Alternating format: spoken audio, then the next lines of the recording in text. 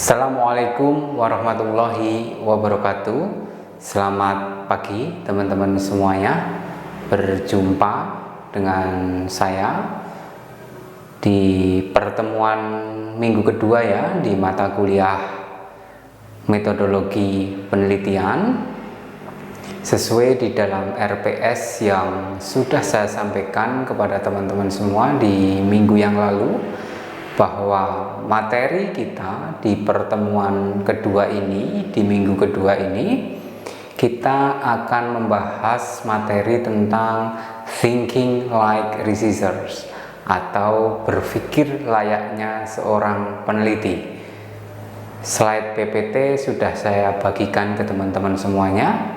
Besar harapan saya ketika teman-teman menyimak video ini, teman-teman sinambi atau sambil mencermati PPT yang saya bagikan.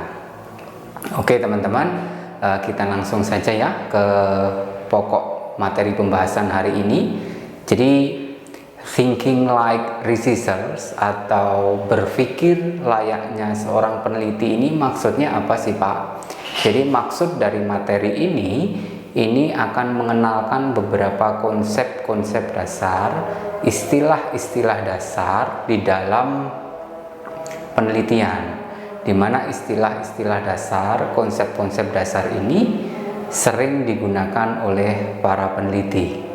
Jadi besar harapan ketika teman-teman nanti sudah menyelesaikan materi ini, teman-teman kemudian dapat menguasai, dapat memahami, dapat menjelaskan, dapat mengetahui konsep-konsep dasar atau istilah-istilah dasar tersebut. Nah, apa saja istilah-istilah dasar tersebut? Istilah-istilah dasar yang nantinya teman-teman harus kuasai itu sudah saya sampaikan di dalam slide, terutama di slide kedua di outline yang akan kita bahas hari ini. Coba cermati teman-teman di dalam slide. Di sini kita akan membahas yang pertama adalah tentu apa itu metodologi penelitian, kemudian yang berikutnya bahasa-bahasa dalam penelitian. Ada konsep, konstruk, variabel, teori, dan nanti yang terakhir adalah model. Nah, kita langsung ke poin yang pertama. Apa itu metodologi penelitian? Metodologi ini terdiri dari dua suku kata, method dan logos. Method ini adalah cara, kemudian logos ini adalah ilmu. Nah, mata kuliah kita ini kan metodologi penelitian. Jadi method ini adalah bicara soal cara, yaitu cara melakukan penelitian. Itu kalau metode penelitian. Berarti kalau metodologi penelitian adalah ilmu tentang cara melakukan penelitian. Bedakan ya teman-teman istilah metode penelitian dengan metodologi penelitian. Kalau di dalam, misalkan di dalam skripsi teman-teman di bab 3 atau di bab, kalau yang penelitian kuantitatif di bab 3, atau misalkan di penelitian kualitatif itu ada di bab 1, kemudian sesuai dengan panduan dari Fakultas Syariah ya, itu yang kualitatif ada di bab 1 di poin yang terakhir sebelum sistematika. Nah, di situ ada metode penelitian kalau di dalam skripsi. Karena di situ bicara soal cara melakukan penelitian di dalam skripsi tersebut. Tapi kalau metodologi penelitian itu adalah ilmu yang membahas tentang cara-cara melakukan penelitian. Jadi jelas ya, ketika mata kuliah kita ini namanya metodologi penelitian, berarti ini adalah mata kuliah yang membahas tentang ilmu cara-cara dalam melakukan penelitian. Nah, karena ini adalah metodologi penelitian, ilmu tentang cara-cara penelitian, maka di materi pertama kita harus mengenal terlebih dahulu tentang istilah-istilah atau bahasa-bahasa dasar yang teman-teman harus kuasai sebelum nantinya teman-teman melakukan penelitian. Nah, penelitian biasanya untuk mahasiswa S1 dilakukan di dalam tugas akhirnya ya, skripsi di semester terakhir nanti. Nah, apa saja? Kita langsung saja di dalam di dalam slide yang nomor 4. Istilah yang pertama adalah konsep. Di dalam slide tersebut saya mengutip Cooper, ya, konsep a generally accepted collection of meaning or characteristic associated with certain events, objects, conditions, situation, and behavior. Dengan kata lain, konsep ini secara mudah dimaknai sebagai sebuah makna yang disepakati bersama tentang sebuah objek, kondisi, situasi, dan perilaku. Contoh misalkan, konsep lari, konsep berjalan, konsep berenang, konsep kemiskinan ekonomi, konsep kesejahteraan ekonomi, dan konsep pembelian kembali.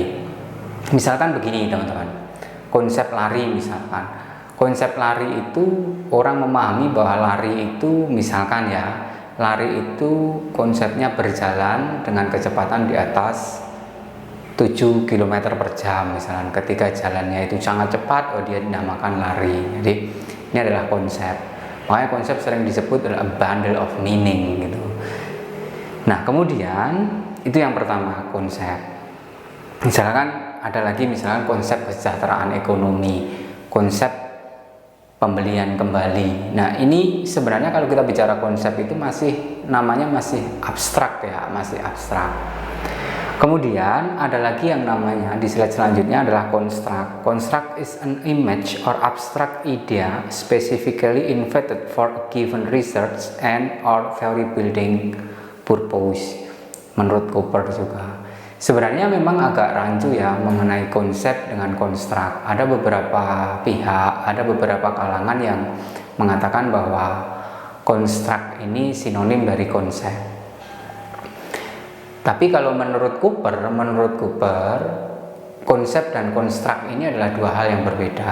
Konstruk ini memiliki makna yang lebih abstrak daripada konsep. Makanya di situ saya jelaskan di dalam slide dengan kata lain, konstruk ini adalah sebuah konsep yang sangat abstrak. Kita introdusir sebagai sebuah konsep yang akan kita teliti. Jadi konstruk kita maknai di sini adalah sebuah konsep yang masih abstrak, di mana konsep yang abstrak ini kita introdusir dalam sebuah penelitian yang kita ingin teliti gitu. Misal ya, saya beri contoh, kita tadi menyebut konsep pembelian kembali oleh konsumen atau consumer repurchase.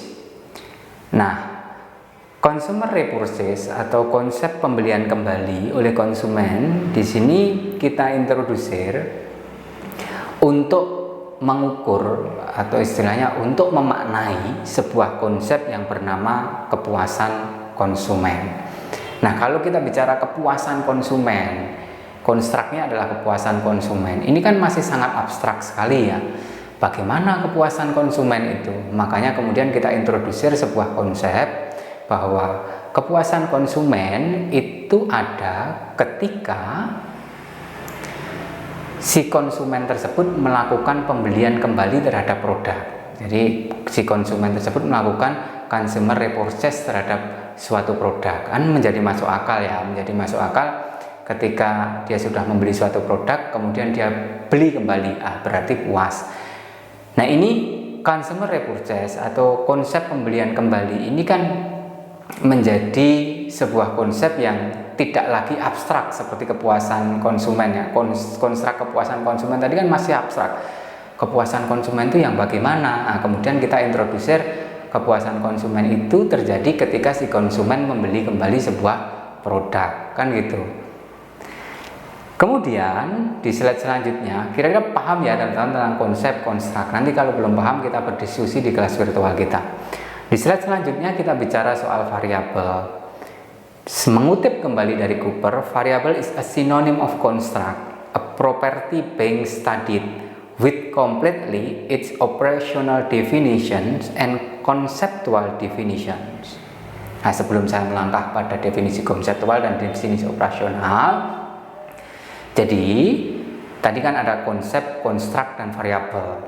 Nah, kalau variabel ini juga ada beberapa kalangan juga menyamakan bahwa variabel itu sama dengan construct. Tapi Cooper kembali lagi menegaskan bahwa variabel ini memiliki derajat abstraksi atau tingkat keabstrakan yang lebih rendah daripada konsep, daripada construct. Jadi variabel ini menjadi lebih real lah istilahnya, lebih, kalau tadi kan konstruk kepuasan konsumen itu masih ngawang, kemudian kita jelaskan bahwa kepuasan konsumen itu adalah ketika konsumen membeli kembali sebuah produk, itu sudah agak jelas, tidak lagi abstrak seperti tadi, seperti kepuasan konsumen. Nah, variabel ini lebih real lagi, lebih konkret lagi. Karena apa? Di dalam variabel ini disertai yang namanya definisi konseptual. Nah, definisi konseptual dari kepuasan pelanggan adalah tadi definisi konseptualnya ketika si pelanggan atau si konsumen melakukan pembelian kembali. Kemudian operasional definition atau definisi operasional di dalam variabel. Tadi kan saya katakan bahwa di dalam variabel ini juga disertai yang namanya definisi operasional variabel. Nah, definisi operasional variabel ini berbicara tentang bagaimana variabel yang ada itu dioperasionalkan di dalam penelitian, dalam sebuah penelitian. Dioperasionalkan itu maksudnya diukur. Jadi kalau kita berbicara misalkan kayak kepuasan pelanggan tadi, kemudian kita definisikan secara konseptual bahwa kepuasan pelanggan itu ketika si konsumen melakukan pembelian kembali sebuah produk. Nah, ketika kita bicara soal variabel di dalamnya itu adalah definisi operasional, berarti bagaimana mengukur pembelian kembali dari konsumen itu operasional, pengukurannya seperti apa, mengukurnya kayak gimana. Nah, itu lebih konkret lagi. Jadi ada definisi operasional. Kalau definisi konseptualnya kan tadi itu ya, bahwa definisi konseptual dari kepuasan pelanggan adalah ketika si pelanggan melakukan pembelian kembali. Kemudian definisi operasionalnya bagaimana mengukur pembelian kembali itu. Misalkan kita tanyakan, apakah Anda mau membeli kembali produk tersebut? Nah, itu monggo. Nah, nanti kita juga akan bahas itu di dalam bab selanjutnya tentang measurement atau pengukuran.